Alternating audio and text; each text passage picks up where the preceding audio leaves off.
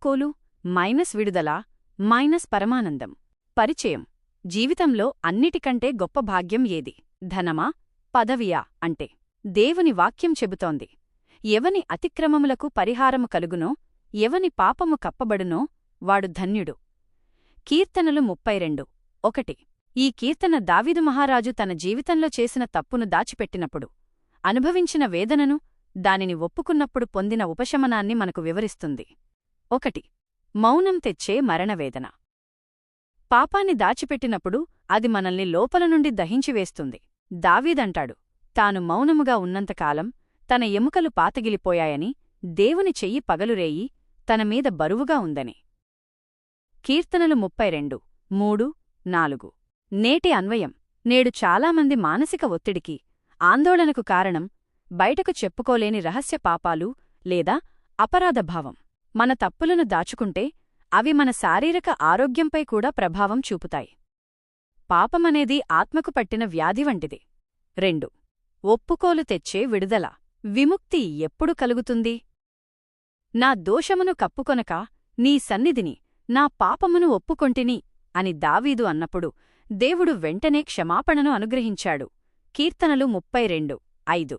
పాపాన్ని ఒప్పుకోవడమంటే కేవలం సమాచారమివ్వడం కాదు, హృదయపూర్వక పశ్చాత్తాపంతో దేవునివైపు తిరగడం. నేటి అన్వయం.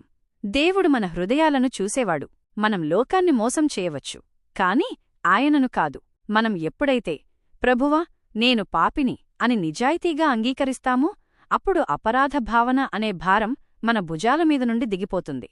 3. దేవుని రక్షణ మరియు నడిపింపు. క్షమించబడిన వ్యక్తి ఒంటరివాడు కాదు. ఆపత్కాలంలో దేవుడు అతనికి దాగుస్థలముగా ఉంటాడు. కీర్తనలు 32:7. అంతేకాదు, దేవుడు మనకు బుద్ధి నేర్పి మనం నడవవలసిన మార్గమును ఉపదేశిస్తాడు. బుద్ధిలేని గుర్రమువలే, కంచర గాడిదవలే మనం మూర్ఖంగా ఉండకూడదని ఆయన హెచ్చరిస్తున్నాడు. కీర్తనలు 32:8-9. నేటి అన్వయం. నేడు లోకం మూర్ఖత్వంతో నిండి ఉంది. దేవుని మాట వినకుండా తమ ఇష్టానుసారంగా వెళ్లి శిక్షను కొనితెచ్చుకుంటున్నారు. అయితే ప్రభువునందు నమ్మిక ఉంచేవారికి ఆయన కృప ప్రాకారం వలె చుట్టుముట్టి ఉంటుంది. కీర్తనలు 32:10. ముగింపు. పాపాన్ని దాచుకుంటే మరణం, ఒప్పుకుంటే జీవం. యథార్థ హృదయులారా, ప్రభువునందు సంతోషించుడి అని వాక్యం పిలుపునిస్తోంది. మీ భారాన్ని ఆయన పాదాల చెంత ఉంచండి, ఆయన మీకు నూతన ఉత్సాహాన్ని ఇస్తారు. ప్రార్థన. పరిశుద్ధుడవైన మా తండ్రి, ఈ దివ్యమైన వాక్యము ద్వారా మాతో మాట్లాడినందుకు వందనాలు. ప్రభువా, మా హృదయాలలో దాగి ఉన్న ఏ మర్మమైన పాపమైనా, అతిక్రమమైనా నీ సన్నిధిలో ఒప్పుకుంటున్నాము. నీ అమూల్యమైన రక్తముతో మమ్మల్ని కడిగి పవిత్రపరచండి. పాపాన్ని దాచుకుని వేదన పడకుండా నీ సన్నిధిలో పశ్చాత్తాపపడి విడుదల పొందే భాగ్యాన్ని మాకు దయచేయండి. మమ్మల్ని ఆవరించి ఉన్న భయాలను, ఒత్తిడిని తొలగించి నీవిచ్చే ఆనందముతో మమ్మల్ని నింపండి.